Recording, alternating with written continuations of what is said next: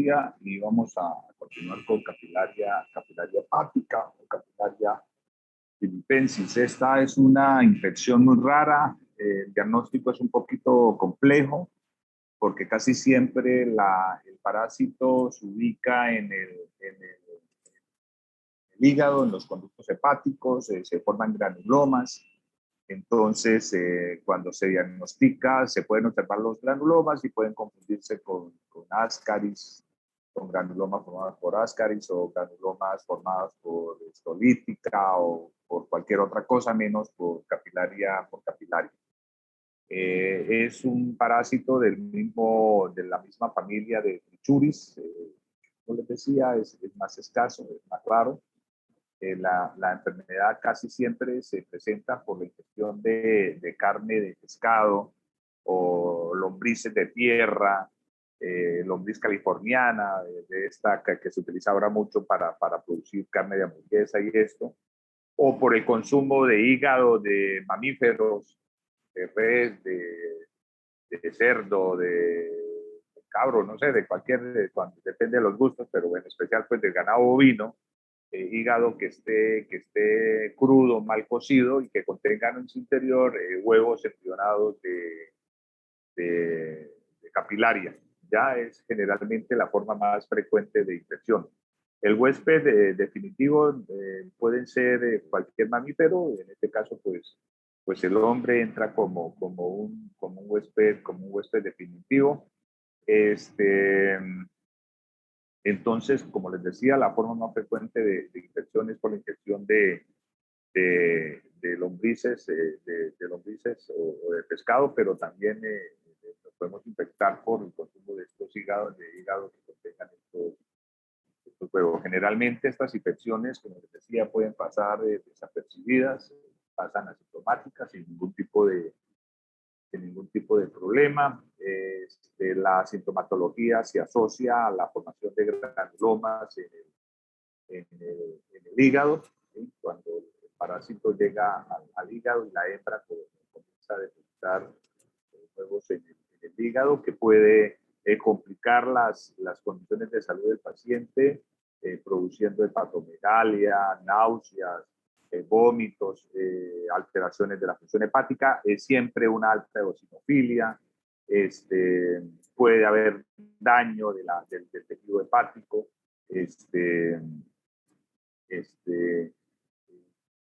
y la formación de granulomas que forman taponamiento de los conductos hepáticos. Entonces, todo esto puede traer una serie de complicaciones y producir hepatitis, ¿sí? Una especie de hepatitis que puede complicar la condición del paciente y puede producir la muerte si no se toman las medidas necesarias. Como les digo, casi nunca se diagnostica porque por la complejidad siempre hay que tomar una biopsia del tejido y observar la presencia de los huevos o de las larvas enquistadas. En la materia fecal, o sea, dentro del ciclo biológico dentro del ciclo biológico, el parásito no está en los intestinos y por lo tanto no es frecuente encontrar huevos en la materia fecal. Si se observan huevos en la materia fecal, se conoce con el nombre de una infección espuria, de una infección falsa, de una infección no real, en la cual se presenta cuando el paciente al ingerir este hígado, muchos de ellos no eclosionan, sino siguen derecho y pasan al intestino, y salen a través de la materia fecal. O el paciente tomó agua que contenía huevos de capilaria y se encontró en la materia fecal, pero no podemos encontrarlos. O sea, el diagnóstico de la presencia de huevos en la materia fecal no nos indica que el paciente esté infectado por capilaria, sino que se presentó una infección espuria. Para que lo tengan presente, porque la hembra cuando eclosiona pasa directamente al hígado y su nicho, su hábitat es es que es el hígado. Entonces lo vamos a encontrar, se van a encontrar es ahí, en el.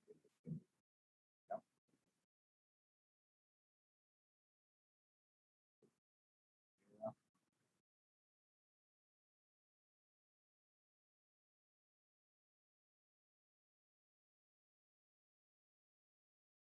Ah, ya. La formación del parásito desde que eclosiona hasta que, hasta que se forma la larva adulta es un periodo bastante corto, más o menos son 3 semanas, para que lo tengan presente. Bueno, Galia, alta eosinofilia, recuerden ustedes que en todas estas infecciones, tanto por el mintos como por el minto sean nematodos estos, va a haber una eosinofilia bastante alta. El órgano afectado siempre va a ser el hígado y, como les digo, se puede complicar el paciente y puede producir la muerte. A ver, el diagnóstico, bueno, ya les digo, no es por biopsia, no es por referencia de diagnóstico de la materia fecal, de los huevos en la materia fecal, porque no lo vamos a encontrar, siempre tiene que ser por diagnóstico y el tratamiento es cualquiera solo o cualquiera.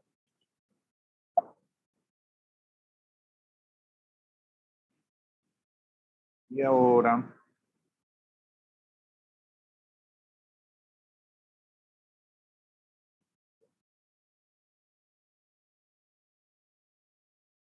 bueno, la estronquilodiasis o estronquilodiosis por Strongyloides stercolaris es una infección, esto es otro nematodo, es una infección más rara. Casi siempre el diagnóstico de este parásito se hace en pacientes inmunosuprimidos, pacientes que hayan sido, tengan afectación en su sistema inmune por el uso de corticoides o porque tienen otras infecciones o porque tiene cáncer o porque es un paciente de VIH o porque son pacientes desnutridos. Bueno, pacientes que están bastante complicaditos, entonces es frecuente el diagnóstico de esto y que casi siempre en este tipo de pacientes es letal. Es una infección que se adquiere no por el consumo de huevos, sino por la infección del parásito a través de la piel, por vía parenteral. El parásito atraviesa la piel, generalmente por los pies,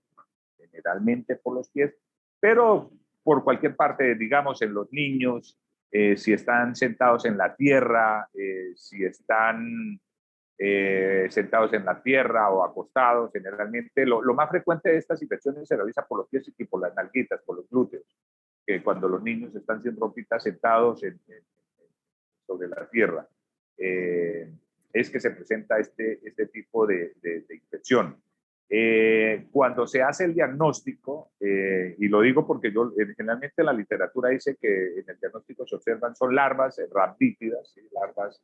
larvas con esófago corto, como les comentaba yo en la clase pasada, pero se pueden observar en pacientes que tengan pacientes VIH, que tengan deposiciones continuas, y esto pueden observarse los huevitos pequeños, transparentes, en la materia fecal. Esta es una larva rhabdítida. Recuerden ustedes, como les hablaba en clases anteriores, que la larva de este parásito, el único que es parásito es la hembra partenogénica. Aquí el macho no es parásito, por lo tanto no vamos a encontrar machos en esta familia como parásitos, ¿sí? Siempre vamos a encontrar este sistema puntiagudo. Esto que ustedes aquí son huevos de la nueva.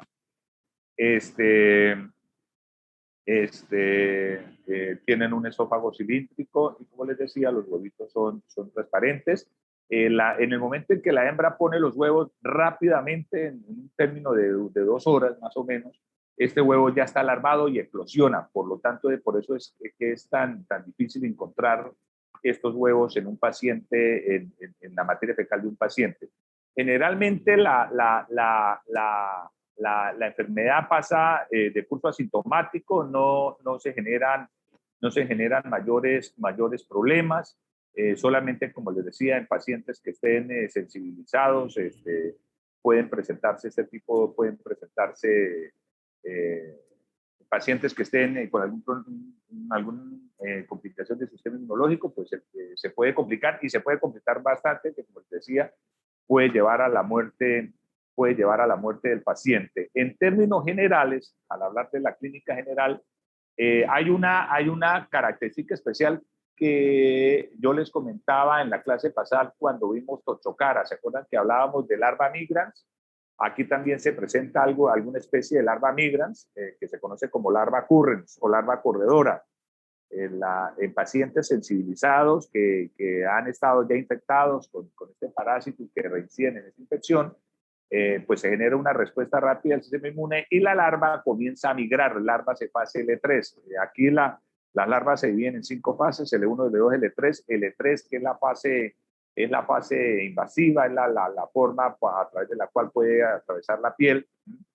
Entonces comienzan a moverse por debajo de la piel y comienzan a formarse estas larvas migrantes. Ellas generalmente entran y viajan, se desplazan directamente, se pueden desplazar directamente a los pulmones. Apenas el pulmón es su nicho, su hábitat en términos generales es el intestino grueso, pero también pueden ubicarse en otros órganos como los pulmones, ¿sí?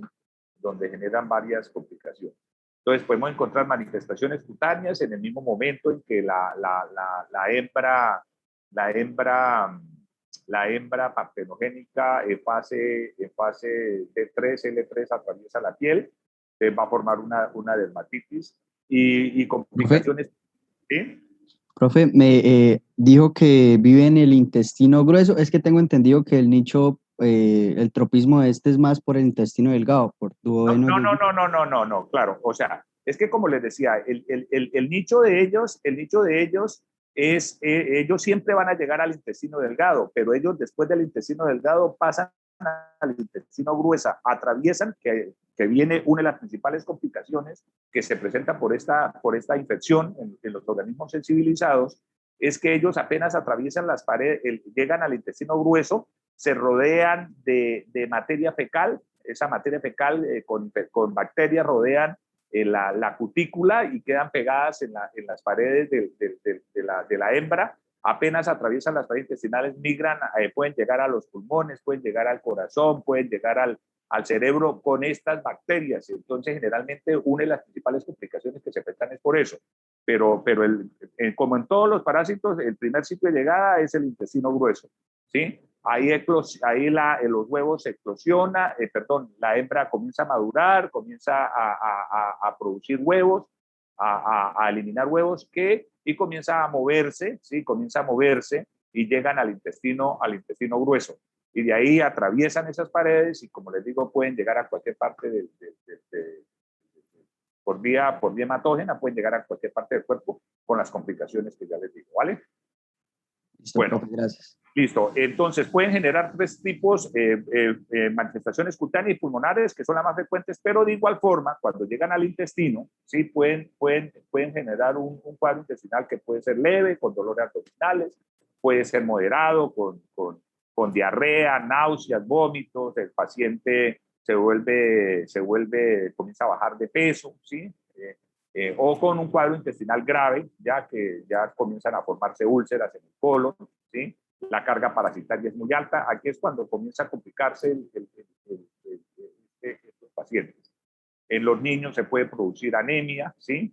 Y se complica bastante en pacientes VIH o en pacientes con afectaciones del sistema inmune, porque la larva comienza a moverse y puede llegar al cerebro, puede llegar a las meninges, puede llegar al hígado, puede llegar a los riñones, puede llegar al corazón y puede producir la muerte. Pacientes VIH es una de las principales complicaciones, es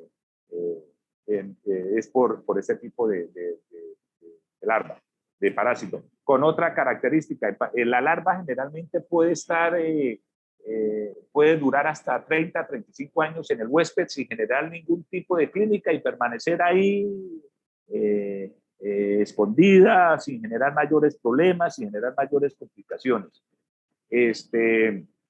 Cuando el paciente por algún tipo de infección o pacientes de los que estamos viendo ahora, que se están utilizando muchos corticoides como pacientes COVID, ¿sí? Ahorita la estrongiloides está tomando fuerza nuevamente porque se está reportando mucho en pacientes COVID por el uso de corticoides. Entonces esto está, pues ustedes saben, esto está produciendo afectaciones en el sistema inmunológico y esto estas larvas como que se activan nuevamente. Entonces, se están diagnosticando mucho en este tipo de pacientes. Es más, hay un grupo de investigación que quiere hacer un trabajo de investigación con este tema, aunque estrongiloides aquí es muy poco es muy raro que la encontremos. Sí se presentan y sí se han presentado publicaciones con este parásito, pero realmente no es tanto, ¿no? Por la misma razón que les digo. Entonces, en términos generales, las mayores complicaciones se presentan en pacientes sensibilizados. Una característica que tiene esta larva es que tiene un ciclo de vida como un organismo de vida libre. Es un parásito que puede vivir, vamos a ver como un parásito de vida libre.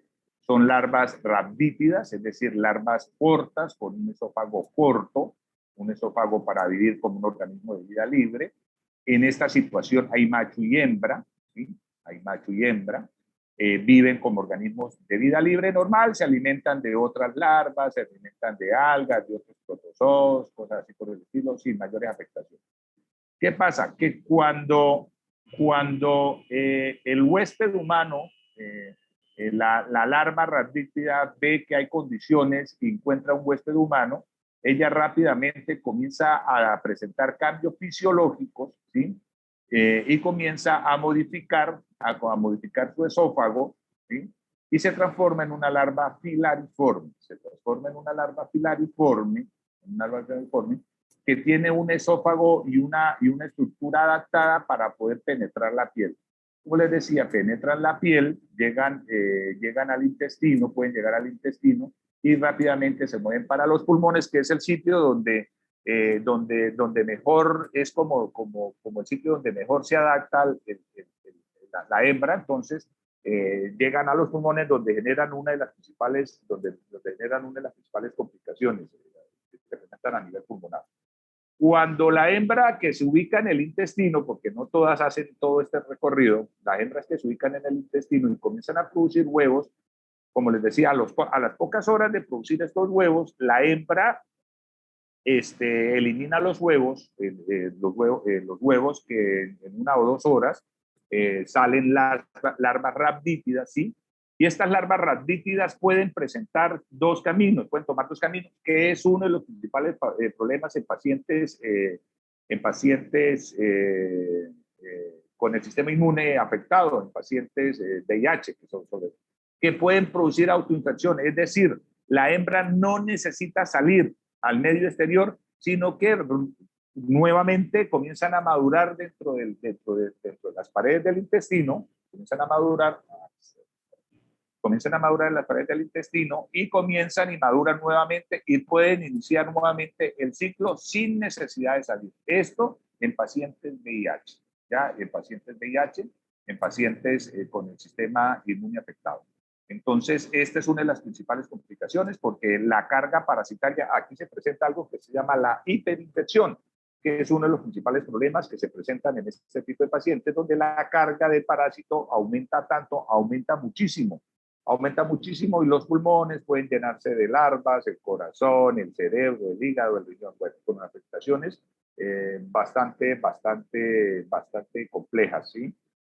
Otras de estas larvas pueden salir a través de la materia fecal cuando la persona defeca en la tierra, pueden salir al medio exterior y estas larvas rhabdítidas, si las condiciones, si ellas detectan la presencia de huéspedes, puede ser del mismo huésped o de nuevos huéspedes, rápidamente se desarrollan en larvas filariformes para tratar de infectar ese huésped. Es de aclararles que si la larva no consigue afectar el huésped o no consigue llegar al huésped, la larva se muere, ¿no? Ella no puede, recuerden ustedes que la evolución no es involutiva, ¿no? O sea, va hacia adelante, no puede retroceder. Entonces, ella no puede hacer cambios en retroceso para seguir como una larva de vida libre, sino tiene que continuar como una larva filariforme, Si no consigue un huésped al cual puedan infectar, la larva se muere. Entonces, ya les decía, dentro de las características clínicas comienzan, una de las principales características que se presentan en estos pacientes, sobre todo, son las lesiones cutáneas, ¿sí? Son lesiones cutáneas donde se produce una especie de dermatitis pruriginosa, ¿sí? Con formación de canales serpiginosos, son estos canales que se forman como el movimiento de serpiente, ¿sí? A esto se le llaman, cuando comienzan a moverse debajo de la piel, se les llama larva migrans. Esto es de aclararles que generalmente pacientes que se encuentren en regiones a ver, ¿cómo les dijera? De extrema pobreza. Strongyloides estercolaris es la especie que afecta a los humanos, pero hay muchas especies de Strongyloides, como creo que lo coloqué aquí al inicio, aquí. Hay muchas especies de Strongyloides, de especies de mamíferos, de varios mamíferos, ¿sí? Que pueden de igual forma afectar a los humanos, y producir esta larva migrans, Esto es la característica en este tipo de pacientes, porque yo he hablado con estos pacientes, es que realmente la sensación, la picazón, el prurito que se genera, es un prurito muy intenso, ¿sí? Que hace que el paciente tenga la sensación como de rasgarse la piel y de sacarse las larvas, porque realmente la afectación a nivel cutáneo es bastante compleja.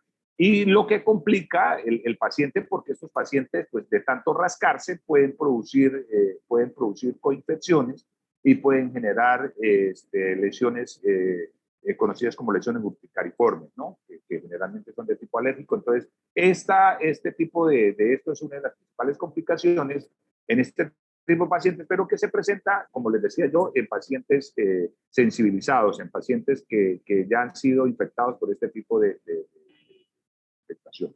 Y luego, pues lo que les decía, las manifestaciones cutáneas, pulmonares, con la producción de neumonitis, que es una de las principales complicaciones. Generalmente esto afecta mucho, es una de las principales complicaciones en los pacientes, porque en estos casos pulmonares, pues generalmente se presenta una neumonitis, en la cual el paciente presenta tos, fiebre, expectoración, decaimiento, el paciente puede presentar disnea, puede presentar, cuando se complica mucho, expectoración con sangre, ¿sí? Sangre proveniente de los pulmones. Y como les decía, afectaciones respiratorias, generalmente con tos seca, que se conocen como síndrome de Lufler. Se presenta tanto en estrongiloides, como en el que vamos a ver ahora más adelante, como en el caso de estoma. Entonces, son complicaciones. Las afectaciones pulmonares, yo creo que son de las más graves por este tipo de infección. Como les digo, siempre con una complicación, que es que estas se presentan con infecciones bacterianas, ya que estas larvas, al atravesar las paredes del intestino grueso y arrastrar consigo esa gran cantidad de bacterias, pues comienzan a coinfectar lo que se les atraviese por delante, los tejidos donde van llegando. Entonces van a traer complicaciones a nivel pulmonar que son de consideración. A nivel intestinal, las afectaciones, las manifestaciones clínicas, pues son similares a las parecidas por cualquier parásito intestinal: náusea, vómito, anorexia, diarrea, que puede volverse muy líquida, dependiendo si estamos hablando de pacientes sensibilizados, de pacientes con afectaciones en el sistema inmune, síndromes de malabsorción. En la diarrea puede haber presencia de moco y sangre, y también de pus por la presencia presencia de estas bacterias. Puede presentarse un cuadro oclusivo intestinal que se puede complicar, pero pues todo esto depende de la carga parasitaria. Donde lo más característico pues en este tipo de pacientes son los dolores epigásticos. Bueno, patogénicamente, a nivel de patogenia,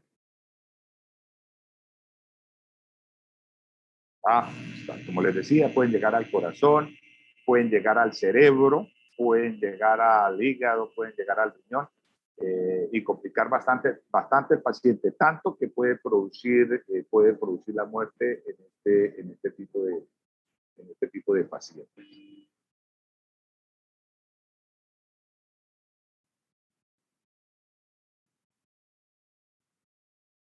Recuerden ustedes que las larvas, cuando atraviesan las paredes intestinales, cuando hay afectaciones, infección de vía parenteral, se presentan en larvas L3.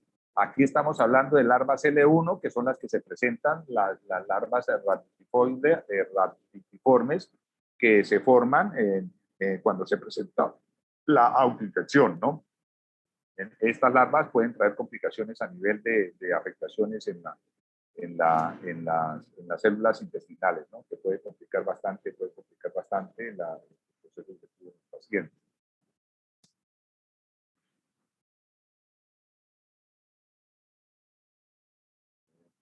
Bacterianas,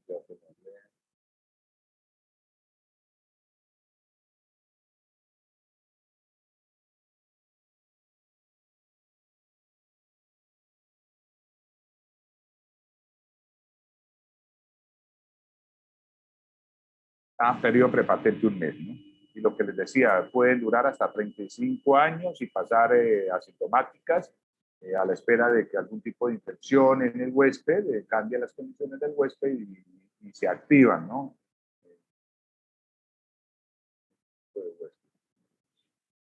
Y pueden vivir hasta más de 25 años.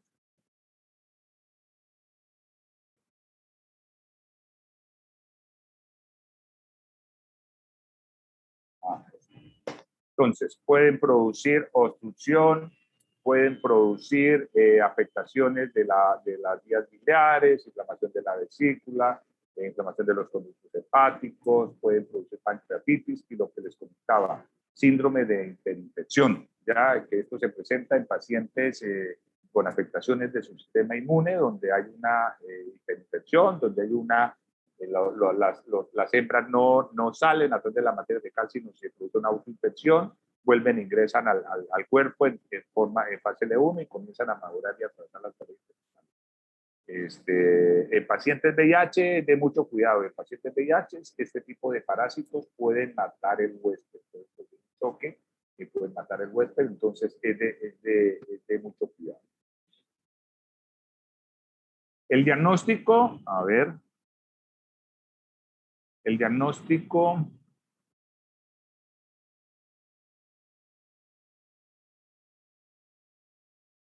pues pusimos de respiratoria, o septicemia. La septicemia en este tipo de esto es bastante compleja por el arrastre de bacterias a través de pegadas en la cutícula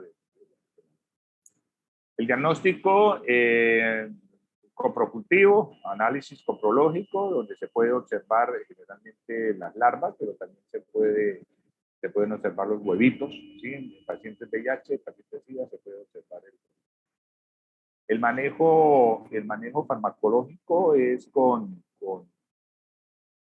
qué, con a cualquier sol, albendazol, mebendazol, cualquiera de ellos.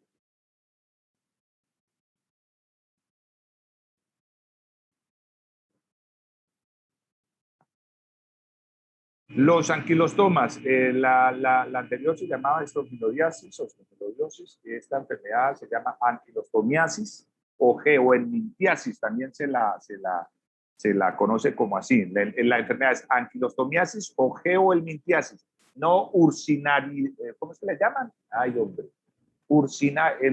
estos son mal diagnosticados y le llaman ursinaria. Sí, pero no es urcinaria. La urcinaria es un género que afecta a algunos animales. A los humanos lo afectan el grupo de los anquilostomas, donde hay dos especies. Una conocida como Ancylostoma bueno, hay varias, pero la propia de humanos es Ancylostoma duodenale, ¿sí? Que no es de acá, es un parásito eh, que está en África, Asia, Europa, aquí en América no. La que tenemos acá se llama Necator americanus, ¿sí? Hay una leve diferencia, bueno, una gran diferencia, por así decirlo, en la forma como se puede infectar el huésped. En el género Ancylostoma, la infección siempre se va a presentar porque al igual que en estronquiloides, recuerden ustedes que ambos son del orden rhabdípido, son del mismo orden. En el género Ancylostoma, esto es Ancylostoma duodenale, Ancylostoma caninum, el parásito atraviesa la piel. Los humanos, para infectarlo, tienen que atravesar la piel.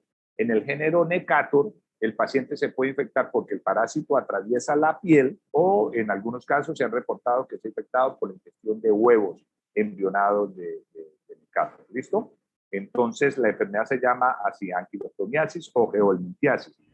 Ursinaria y Bonostomum son especies de perros, son géneros del perro, no afectan a los humanos.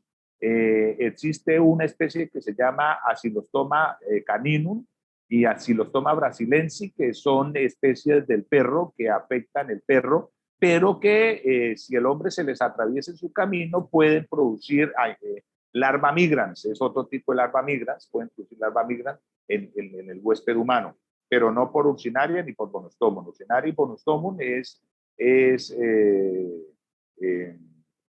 son especies que afectan al perro. En términos generales, a estas especies, cuando se hace el diagnóstico coprológico, el diagnóstico por laboratorio, por coprología, se les conoce como anquilostomas porque es imposible diferenciar una especie de la otra observando los huevos. O sea, son idénticos, son similares. No hay una forma taxonómica que nos permita decir esto es un huevo de anquilostoma o esto es de Necator, no, nada. La diferencia se puede hacer, digamos, si quisiéramos diferenciarlos a nivel morfológico, observando las larvas, porque las larvas de Necator tienen placas portadoras, ¿sí? Y las larvas de Necator tienen estas dos placas portadoras. Esto es un Necator y esto es un Ascaris lumbricoide. Perdón, esto es un ancilostoma. Entonces, para observarlo, el ancilostoma tiene dientes, ¿sí? Dos pares de dientes, y Necator tiene placas portadoras. Es lo único para poderlo diferenciar morfológicamente. Pero si es un paciente que está aquí, no ha salido de aquí, no se ha movido de aquí de las Américas, estamos claros que estamos hablando de ancilostoma, perdón, estamos hablando de Necator americanos. Si estamos hablando de un paciente que estuvo pocos días atrás en Asia o en África o en la misma Europa, pues puede correr el riesgo de que estemos hablando de un ancilostoma duodenale.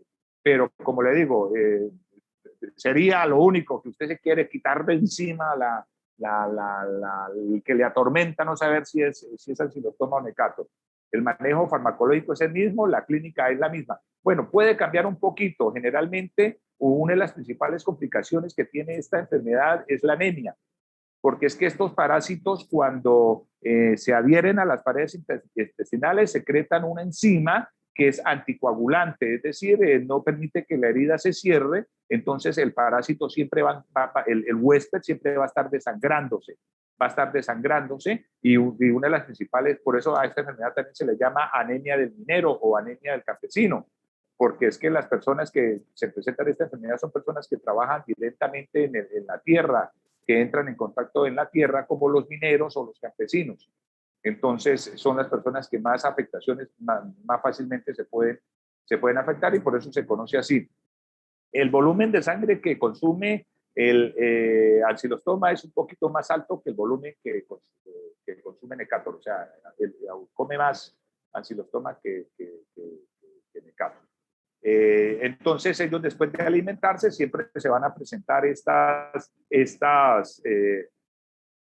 va a haber un continuo derrame de sangre, un continuo desangramiento. Por lo tanto, en la materia fecal va a ser frecuente que encontremos en la materia fecal la presencia de ¿qué? De sangre, la presencia de sangre en la materia fecal. A ver, esto es, bueno, una diferencia también para los que les gusta un poquito la morfología es que el macho ahí presentan esta bólsula, con esta bolsa copulatoria, ¿sí? Le llaman bolsa copulatoria, que tiene dos pares de estigmas, que en el momento de fecundar a la hembra le permiten adherirse a la hembra, ¿ya? Como característica morfológica. Bueno, como les decía, en términos generales, la vía de entrada es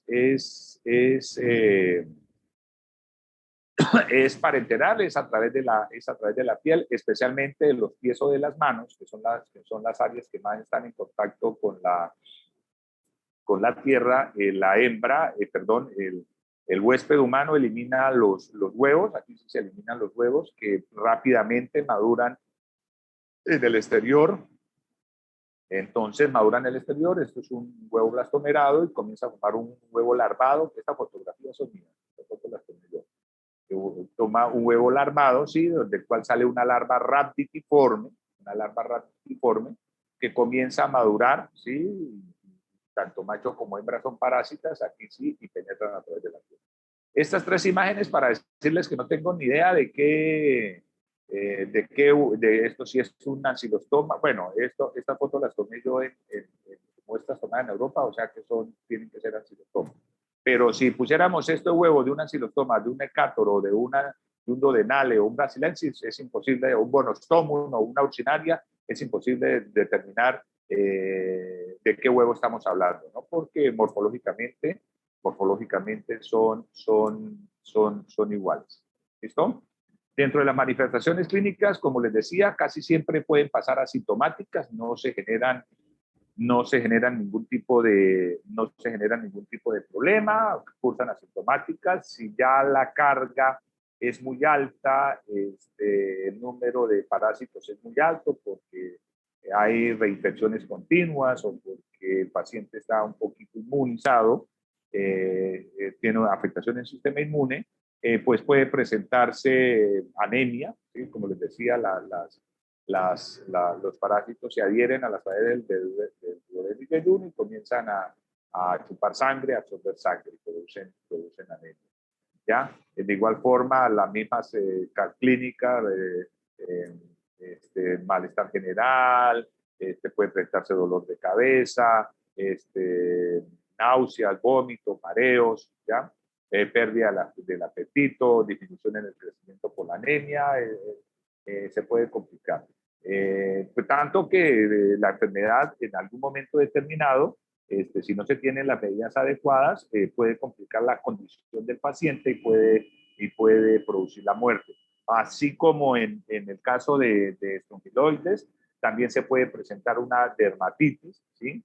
Se puede presentar una dermatitis, la hembra apenas llega, atraviesa las paredes del intestino, llega por vía hematógena, llega a los pulmones, se ubican en los pulmones y al igual que estrongiloides pueden producir síndrome de Lüffler. Sí, hay fiebre, disnea, tos, puede presentarse tos, algunas adenopatías y esto. Puede también, lo que les comentaba, a nivel intestinal puede producirse anemia, casi siempre dentro del diagnóstico y dentro del manejo clínico, el manejo farmacológico se tiene que mandar pues el uso de antiparasitarios y el uso de suplementos de hierro, ¿no? Las complicaciones a nivel intestinal, trastornos dispépticos, ¿sí? Náuseas, hinchazón, acidez, infección, malestar general, etc. Algo característico que, como les decía, asociado a la anemia y a esta afectación es el déficit de albúmina, la sangre, que puede producir descompensación cardíaca y puede complicar un poquito al paciente y puede llevar a la muerte del paciente si no se tienen las condiciones el manejo adecuado, ¿no? Este tipo de afectación se llama larva migrans cutánea. La larva migrans cutánea no se presenta por Ancylostoma ni por Necator, se presenta por dos parásitos del perro, Ancylostoma brasilensis y Ancylostoma caninum, que pueden atravesar generalmente los pies, las nalgas, la espalda, por donde sea, pero pues generalmente la vía de entrada es la piel, y producen esta larva migrans, igual que en estofiloides, con movimientos vertiginosos, ¿sí? Movimientos que generan mucha picazón y generan dermatitis. Es una de las principales complicaciones que se presentan por este parásito. Vea lo que les comentaba, ¿no? El volumen de litros que genera tanto Ancylostoma como.